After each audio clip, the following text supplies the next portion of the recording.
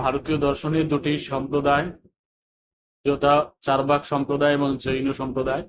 বৌদ্ধ মতে দুঃখের প্রধান কারণ কি? দুঃখের অবিদ্যা। চার্বাকরা কয়টি মহাবুদ্ধের কথা উল্লেখ করেছেন? চারটি, যথা খেতি, অপর, তেজ এবং মরুদ। গৌতম বুদ্ধের প্রকৃত নাম কি? সিদ্ধার্থ। বৌদ্ধ সম্প্রদায়ের প্রধান গোষ্ঠীগুলো হীনযান এবং মহাযান। ত্রিপিটক পালি ভাষায় রচিত, আর এই পিটকের সংখ্যা তিনটি, জন্য একে বলা হয় ত্রিপিটক। জৈন সম্প্রদায়ের প্রধান দুটি সম্প্রদায় হচ্ছে শ্বেতাম্বর এবং দিগম্বর। প্রাচীন বৈদিক যুগের সময়কাল খ্রিস্টপূর্ব 1500 থেকে 6ষ্ঠ শতক পর্যন্ত। সর্বশেষ তীর্থঙ্কর হচ্ছেন মহাবীর। ভারতীয় দর্শনে নাস্তিক কারা? যারা বেদের প্রাধান্য স্বীকার করে না। ভারতীয় দর্শনের একটি বৈশিষ্ট্য আধ্যাত্মিক কর্মবাদ অনুসারে কর্ম দুই প্রকার, যথা সকাম কর্ম এবং নিষ্কাম কর্ম। ইন্ডিয়ান ফিলোসফি বইয়ের লেখক ডক্টর রাধাকৃষ্ণন। চারবাক শব্দগত মধুর কথা। চারবাকদের একটি বিখ্যাত উক্তি হলো, ঋণ করে ঘি খাও, যতদিন বাঁচো সুখেই বাঁচো। গৌতম বুদ্ধের জন্মস্থান হিমালয়ের কপিলাবস্তু নগরে। জৈন দর্শনের প্রথম তীর্থঙ্কর ছিলেন ঋষভদেব। ত্রিপিটক কোন ভাষায় রচিত? ত্রিপিটক পালি ভাষায় রচিত। সাত শব্দের অর্থ হল সম্ভবত। সর্বদর্শন সংগ্রহ গ্রন্থে রচিত থাকে মাধবাচার্য। প্রমা শব্দের অর্থ কি? প্রমা শব্দের অর্থ যথাযথ জ্ঞান। ভারতীয় দর্শনের a critical survey of Indian philosophy গ্রন্থে রচিত থাকে এস.ডি. শর্মা। চারবাক সম্প্রদায়ের প্রতিষ্ঠাতাকে? চারবাক সম্প্রদায়ের প্রতিষ্ঠাতা চারু নামে একজন পণ্ডিত বা ঋষি। ত্রিপিটক কি? ত্রিপিটক হলো তিনটি পিটক, যা বৌদ্ধ দর্শনের ধর্মগ্রন্থ।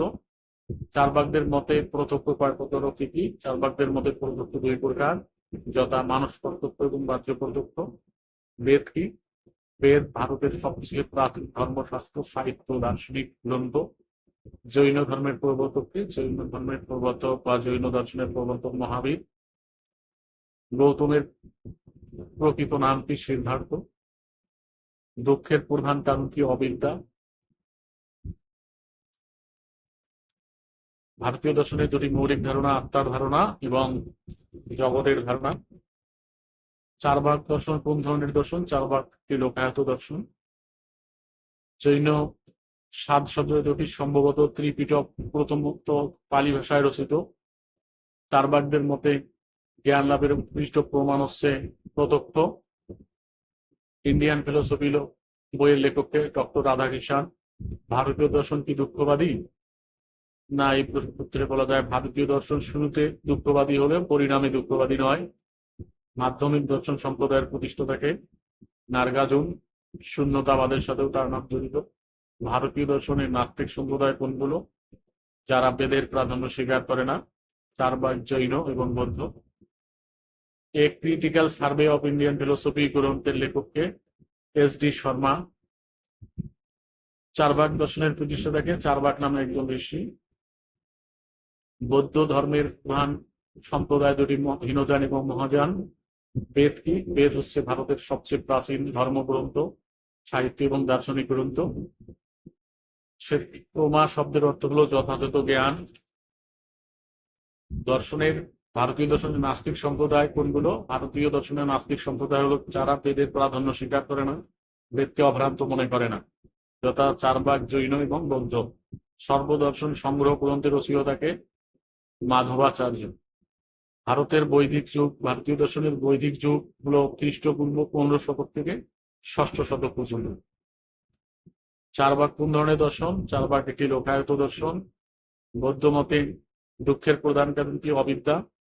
ত্রিপিটক কি? ত্রিপিটক হলো বৌদ্ধ দেবের 3জন শিষ্য উপদেশগুলি 3টি গ্রন্থে লিখেছেন, পালি ভাষায় রচিত। এই পিটকের সংখ্যা 3টি, জন্য এদেরকে ত্রিপিটক বলা হয়। সাত শব্দের অর্থ কি? সাত শব্দের অর্থ সম্ভবত।